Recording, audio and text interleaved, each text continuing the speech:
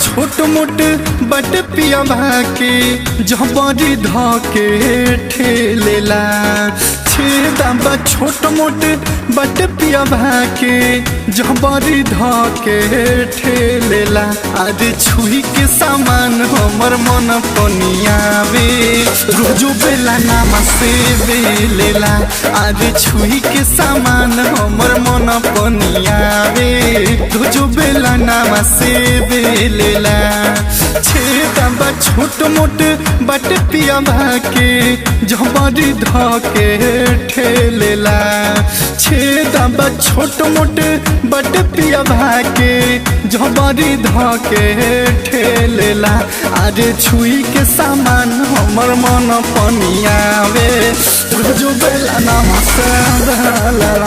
आज छुई के सामान हमर मन पनियावे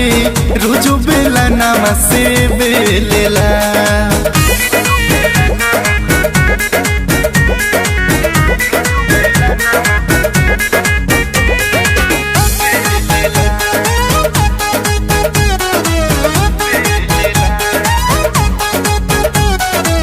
पिया डराई बड़ बतिया न माने ना दी तो उठाने ए सखी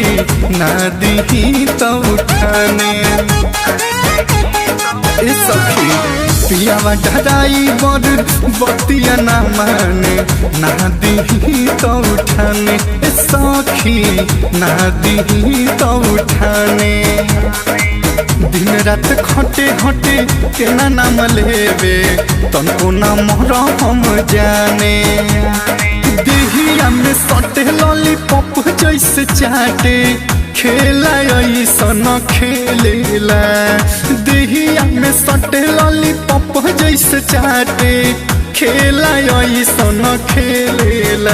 आज छुई के सामान हमर मन पनियावे रोजो बेला नाम से बेलेला आज छुई के सामान हमर मन पनियावे रोजो बेला नाम से बेलेला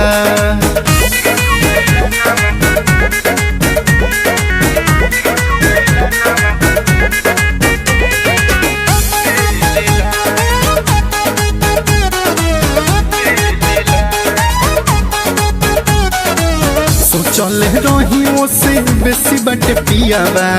कहरे लगा के तकियावा ए सखी कहरे लगा के तकियावा ए सखी सोचल रही से बेसी बटे पियावा कहरे लगा के तकियावा ए सखी कहरे लगा के तकियावा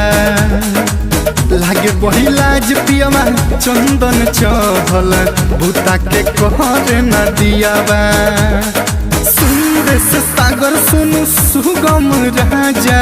देख जबे फाका तब मेलेला